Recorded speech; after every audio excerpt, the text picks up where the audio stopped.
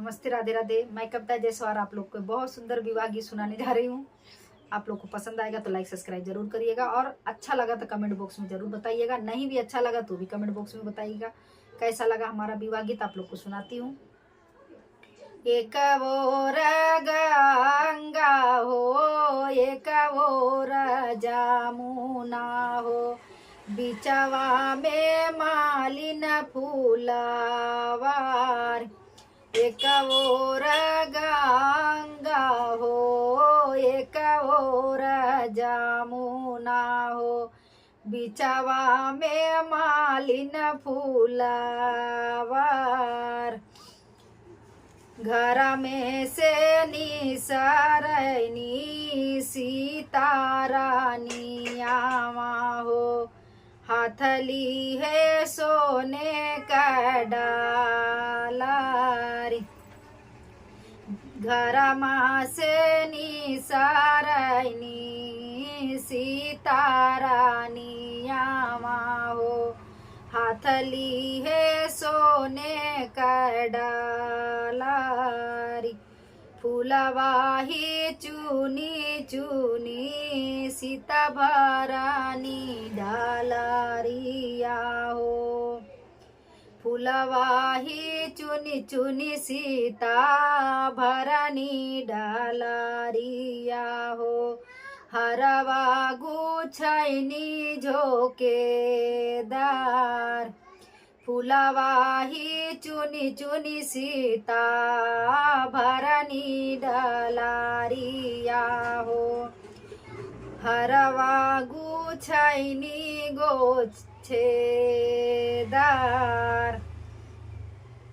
झोकेदार।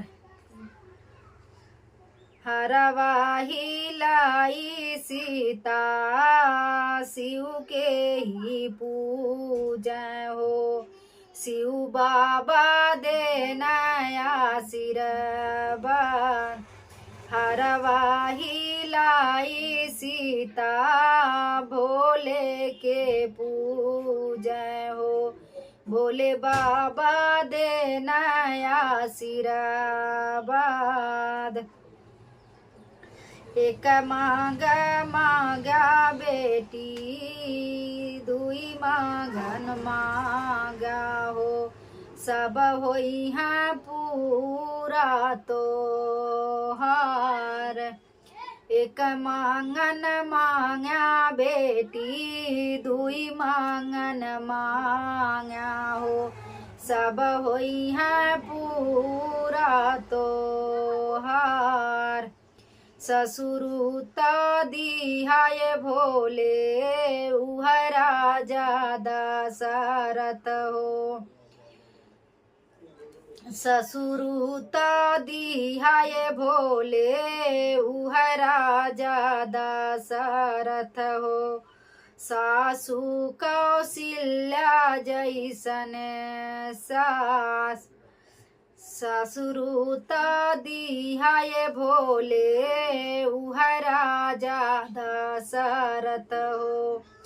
सासु कौशल्या जैसनी माँ, देवरुता दिहाय बाबा बाबू लक्ष्मण जैसन। स्वामी जदिहा भगवान, देवरु जदिहाय भोले लहुरु, देवरु लक्ष्मण जैसन। स्वामी श्रीया भगवान, नैहर के दिहाय बाबा भैया भतीजावाओ, अमर राहे से नूरा हमार।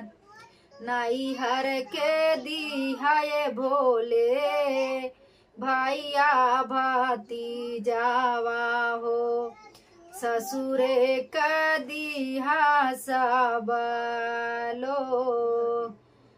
जुग जुग जिये भोले मांगी कैसे नूरावा हो, गोदिया में दिहा लऊ कुशला।